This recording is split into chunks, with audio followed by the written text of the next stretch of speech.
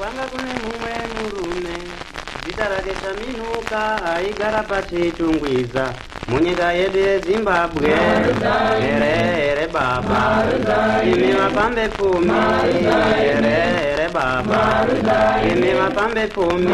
Anga ari mupemberi mukuru weZimbabwe akataura achiti kuchauya vamwe vanhu vanenge vasina mabvi vapamba nyika yeZimbabwe.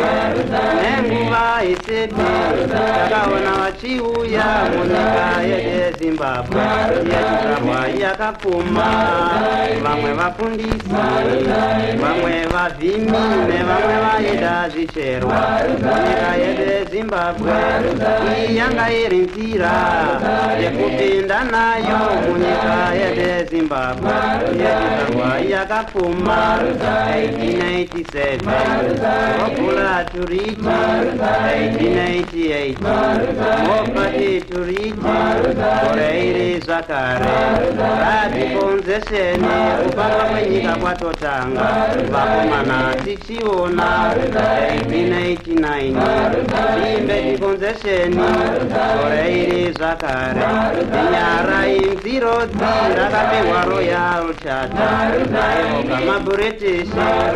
Iri ranga riri gwaro raimupa simba rekufamba nyika yababa yeZimbabwe yakapfuma. Here baba, here vapambe pfumi, here baba, here vapambe pfumi. 1890 Pioneer Column nyikakadzi kumadokero dzototanga kukokorodzana kuuya munyika yababa yezvizvarwa yakapfuma. Vachitungamirwa negandangarodzi, vachitungamirwa negandangarodzi kuzofamba nyika yababa yezvizvarwa yakapfuma. Here baba, here vapambe pfumi nekumaodza nyemba vopinda muZimbabwe. Aupakoti Tuli, aupakoti Viki, aupakoti Chata nepakoti Sosiberi. Vasvika muHarare vakaisa mureza wavo wemaBritish Union Jack mumwedzi waGunyana.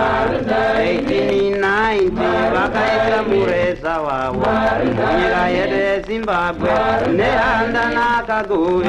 Vachiona zvakadai vakatanga nyaya yehondo, hondo yacho yechindunduma vakanga vachirwa. Vairwa nemapfumo, utaka nemiseve pamwe chete nemakano nehanda nakaguvi.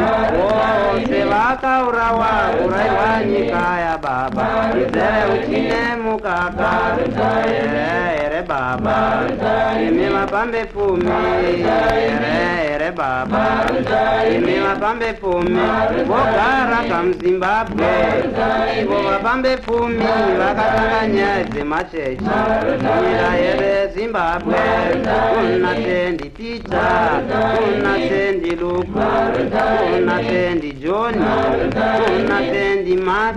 Sendi Chaminuka iri kupi? Here vapambe pfumi. Sendi Kaguvi iri kupi? Here vapambe pfumi. Sendi nehanda iri kupi? Here vapambe pfumi. Sendi Takawira iri kupi? Here vapambe pfumi. Sendi Chipepo iri kupi? Here vapambe pfumi. Dererayo kamunzwe Zanu chiwororo yorwa ondoka yechimurenga kupetisa yechindunduma. Dererayo kamunzwe Zanu chiwororo yorwa ondoka yechimurenga kupetisa yechindunduma.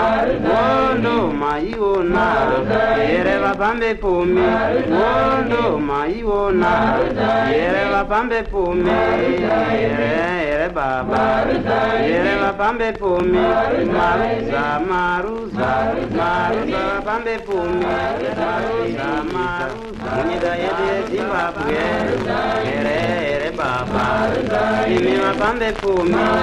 Here baba imi mapambe pfumi anga ari mupemberi mukuru weZimbabwe akataura achiti kuchauya vamwe vanhu vanenge vasina mabvi vafamba nyika yeZimbabwe nenguva isipi takaona vachiuya munyika yeZimbabwe yechizvarwa yakapfuma vamwe vafundisi vamwe vavhimi nevamwe vaida zvicherwa munyika yedu yeZimbabwe iyi yanga iri nzira yekupinda nayo munyika yedu yeZimbabwe yechizvarwa yakapfuma 1887 Rockwool Turiti 1888 Mopati Turiti gore iri zvakare radikonzesheni kupanga kwenyika kwatotanga vakomana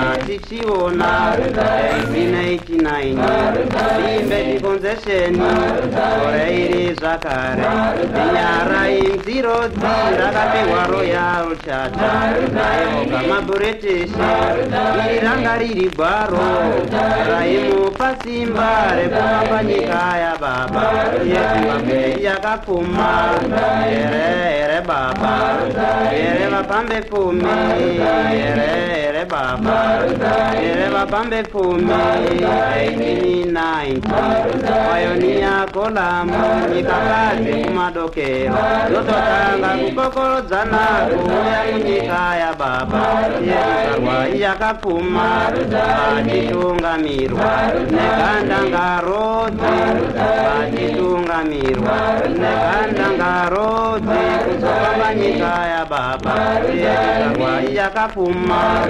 here baba here vapambe pfumi nekumaodza nyemba vopinda muZimbabwe aupapoti Tuli aupapoti Viki aupapoti Chata nepapoti Sosiberi vasvika muHarare vakaisa mureza wavo wemaBritish Union Jack mumwedzi waGunyana 1890 vakaisa mureza wavo munyika yedu yeZimbabwe nehanda nakaguvi vachiona zvakadai vakatanga nyaya yehondo yacho yechindunduma vakanga vachirwa vairwa nemapfumo utaka nemiseve pamwe chete nemakano nehanda nakaguvi vose vakaurawa kurairwa nyika yababa